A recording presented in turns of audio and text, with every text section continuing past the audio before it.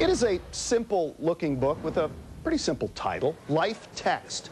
So how did a most unusual experiment about a year ago change a local author's life and teach us all a little bit about how publishing and selling a book really works? Today in our cover story, we are talking with the man who did it, self-published Portland author Steve Cohn. Thanks very much for being with us. You call this experiment, this thing you did, reverse shoplifting. What'd you do? Well, basically, I went into a store in the Portland International Airport that sells books, and I planted in a place that wasn't going to disturb other merchandise 6 copies of my book in a little display, handmade display, and I wanted to see if they would sell.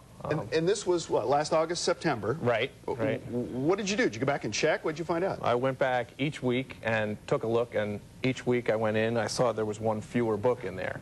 And I was wondering, are they really selling these? Mm-hmm. So I had my wife actually go in and buy a book, and they rung it up, they coded it, and indeed they are selling. So in 6 weeks they had all sold. So it worked for you. Did you continue this? Did you contact the bookstore, the company? What did they say? I contacted their corporate headquarters look in what Georgia, happened. and I said, my book's selling in your store. And they said, what do you mean? And I told them a little bit about it, and they said, I don't think we're going to be able to order that. I don't think your book will sell. And it was a little ironic. Right.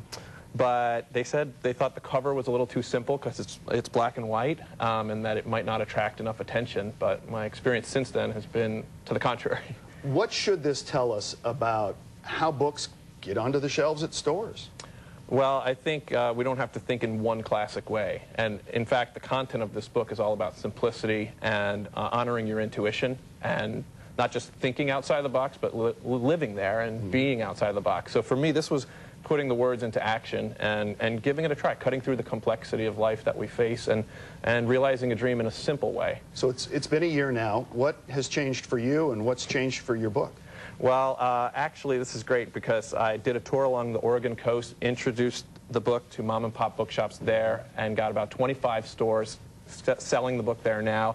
And then I just came back from New England, where I did a similar trip from New York all the way up to Portland, Maine, and realized a dream in having the book sell in another 25 stores there. And along the way, I had stopped at the American Booksellers Association main office. Why not? Yeah.